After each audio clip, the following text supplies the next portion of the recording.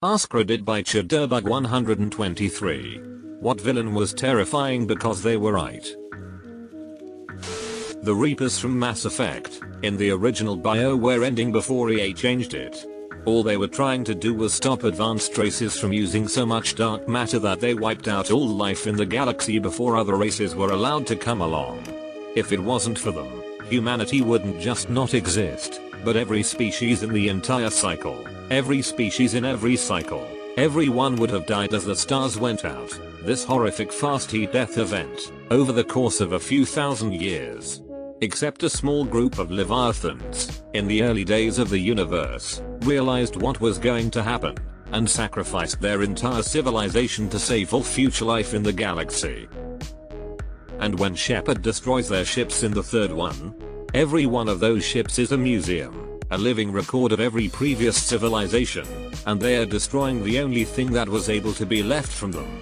To fight the Reapers is to fight against everyone who has ever lived and everyone who ever will live. The Reapers don't just have a point, they've saved more lives than we can even fathom. Their only flaw is that they were never able to find a solution that was better than wiping out civilization every few thousand years and preserving whatever they could find. This is hands down the best answer I've seen by far.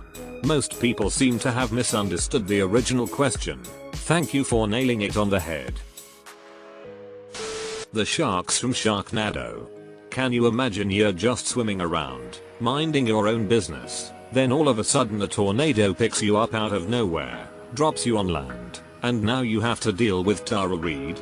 Yeah, I would start biting people too. Magneto is my favorite villain of all time. Every time his motives are brought to light I get that yeah, I kinda get it moment. One of the only good bits out of that god-awful excuse for a Phoenix movie, X3, was just Magneto giving side-eye to the young mutants asking for his tattoos. He just whips out the concentration camp number and stone cold no one is ever marking me again. Like that was a bad movie but at least they got that attitude right. None of you said the most terrifying one. Mojo Jojo from the Powerpuff Girls. He wanted to bring free energy and advanced technology to the people. And in one episode he actually did. He made the world an amazing place. And then the Powerpuff Girls ruined it all. I just read his backstory, pretty sad. The professor accidentally created him by spilling chemical X on him. He was a lab assistant at the time. But then after the Powerpuff Girls were created, the professor eventually neglected Mojo and left him to live out on the streets. Scar. He only wanted to be king because he was a second male lion in the pride. Which means he is automatically not getting much food and also beaten into submission regularly if he wants to stay in the pride. Aside from that he isn't allowed to mate at all, only the king gets that. Can we really blame him? Also, he tried to eat Zazu and got in trouble. He says it's natural. Then Zazu says let's make him into a rug, then in freaking Hercules he was a rug. Most villains seem justified on their point of anger. It's their methods that make them wrong. Red Queen Resident Evil. I have locked down this facility to prevent a world-ending virus. Please could you good guys pay attention and not blow holes in the doors. Except she didn't come out and say it from the beginning. I always hated when characters say things like you gotta trust me or now's not the time since that's the only way for plot to move forward. To quote Ryan George, so the movie can happen. Mr. Wilson from Dennis the Menace. The live action movie has one of those random scenes you see as a kid that sticks with you your whole life. Mr. Wilson has been cultivating this flower that takes like 40 years to bloom and then dies in 10 seconds. At the moment it's going to bloom, Dennis causes a ruckus and Mr. Wilson misses the blooming he's been working his whole adult life for. Looking back, that's like one of the most disturbing moments I've seen on film, partly because it gets more relatable as I get older. I mean, damn, 40 years.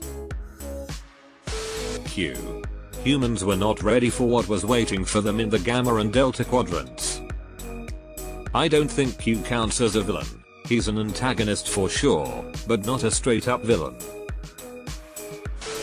Stevie from Wizards of Waverly Place. Her entire goal was to stop families from giving up their magic to just one person in the family. Like, we're really supposed to be rooting against her? It just seemed super out of character for Alex to go against that plan. Edit. Thanks for all the upvotes. I got to experience seeing something I put on Reddit appear on my flip on TikTok for the first time. I was thinking exactly this. Why give up your powers when everyone can have them?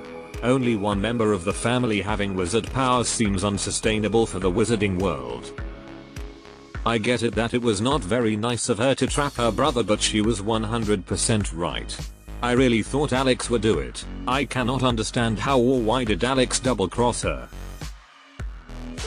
See also, Magneto, the Holocaust survivor, not wanting his species genocided. His main plan was quite reasonable. Convert the world elite into mutants, thus guaranteeing they treat mutant fairly. Ken from the Bee Movie. I too would go absolutely berserk if a talking bee stole my girlfriend and gaslit me into thinking I was crazy. Plus, dude was allergic. OFC he wouldn't want to be around. Count Dooku just straight up told Obi-Wan that the Sith control the Senate. I still love the fact that Dooku tells him this and Obi-Wan knew about the clone army being set up under the Jedi's noses and no one decided to investigate that possible connection until years into the Clone Wars. Arya's parents on Pretty Little Liars. They're villainized for not letting their high school daughter date her teacher? Yeah, that relationship was just... like, why normalize that at all? I know why they attempted to normalize it. It was rhetorical and doesn't require an answer and was meant to display the disgust I have with the attempt. The bears from Goldilocks and the Tree Bears. She broke in, ate their food, broke some furniture, and slept in their beds. Gladys, she was absolutely right. You are a terrible person. We weren't even testing for that. General Hummel from The Rock. I will not give that order. I will not repeat that order.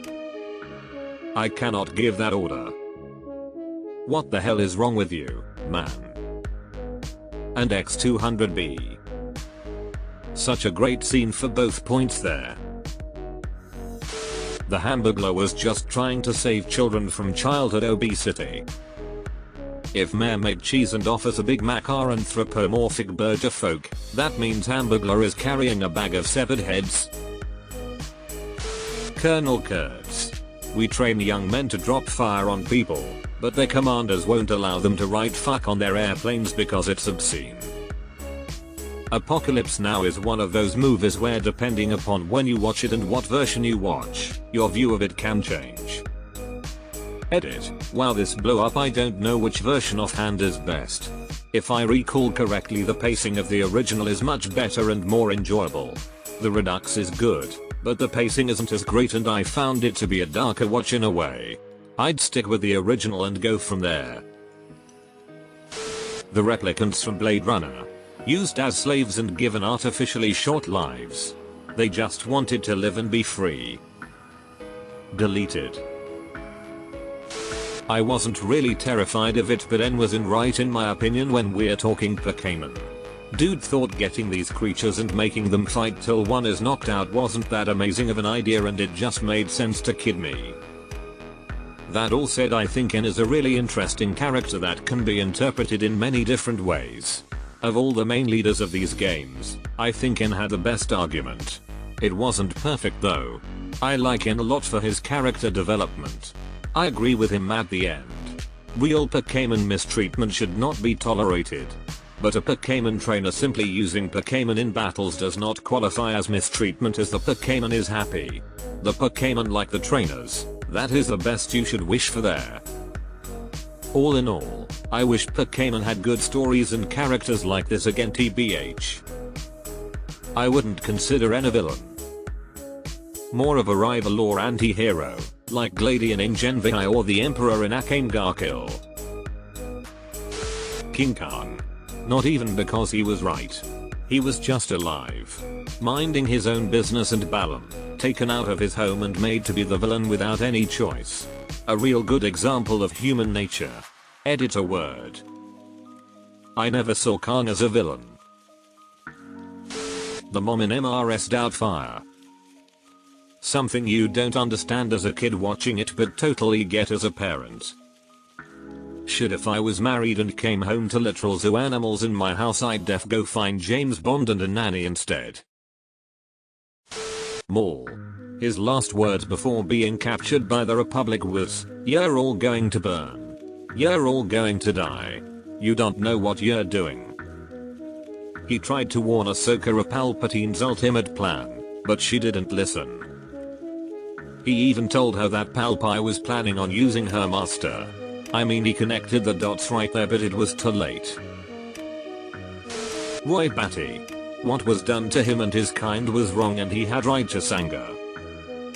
In the book, the story is very different. A lot of time is spent by Deckard contemplating what it meant to be human. At one point, he runs into a bladder runner that is a psychopath, and after an argument demands that the Void Cup test be performed on him. Deckard finds out he is human, but he is a complete psychopath and is less human than the replicants. The story ends with Deckard killing all the replicants and getting higher reward, which he was using to buy a replacement animal for his wife. And X200B. There is no righteous anger in the story. The opera singer replicant just gives up and lets them kill her. The final shootout with the last of the replicants is no more special human than a pet control guy shooting some dogs that went into hiding. The story is very depressing and no one is really angry, just resigned to fate and a system that is very inhumane. Dr. Doofenshmirtz. He was his most right when he rapped, "There's a platypus controlling me underneath the table." So true. Don't we all each have our own personal platypuses controlling us from under tables? The Boss MGS3. I raised you. I loved you. I've given you weapons, taught you techniques, endowed you with knowledge. There is nothing more for me to give you. All that's left for you to take is my life, by your own hand. One must die and one must live. No victory, no defeat. The survivor will carry on the fight. It is our destiny. The one who survives will inherit the title of boss. And the one who inherits the title of boss will face an existence of endless battle. Spoilers: the boss isn't technically a villain since she was undercover and pretending to join the bad guys under orders from the US government. She was a hero. Willem Dafoe's Green Goblin from Spider-Man.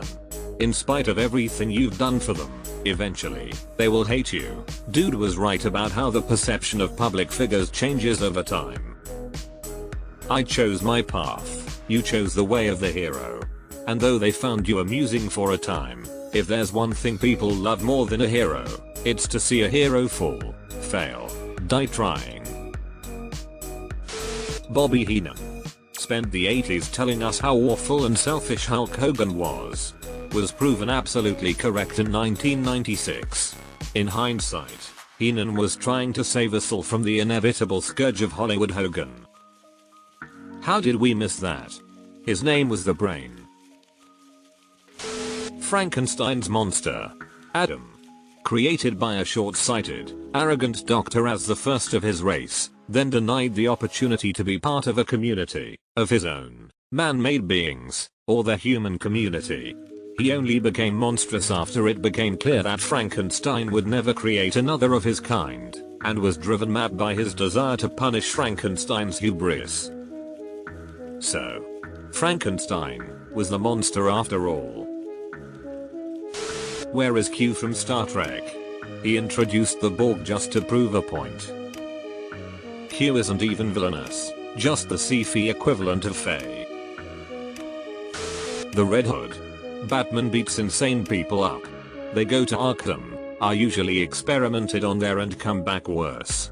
In a way that makes Batman one of the worst perpetuators of Gotham's constant decline into savagery. The Red Hood just straight up kills them. Edit. Holy shit.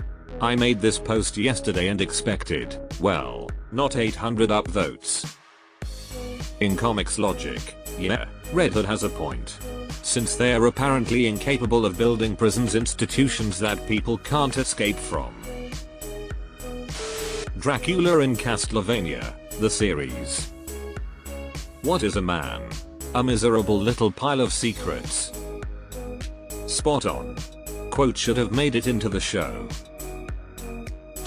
Syndrome when everyone's super, nobody is. You would expect a Pixar movie to have a message like everyone is born special, but The Incredibles' message is more like some people are born more special than others, and it's not okay to tear them down out of jealousy. Lex Luthor. We're only safe as long as Supermen think it's fun to be the hero. There was a very good reason they made Lex a good guy in Injustice. If he hadn't been, Clark would have been fucked the day he killed Joker. I root for Magneto when watching the X-Men movies. He's objectively right, and Days of Future Past proves it. First Class 2. They save the world and are immediately betrayed, just how Magneto thought they'd be. The best villains are those that make you question your own morality and whether serving the greater good is worth the sacrifice of many lives. Not really sure if you can consider him a villain, but Peacemaker when he went on a rant about Batman causing countless deaths because he refuses to kill supervillains. Yeah, not a villain but definitely an anti-hero. Jaws because fuck around and find out. Not a true villain but Squidward. Damn, is SpongeBob an annoying neighbor? I'd hate him too. Squidward was right about adulthood, especially if you work low wage on call, stressful jobs. Terminator 2, it's in your nature to destroy yourselves. Poison Ivy and Mr. Freeze.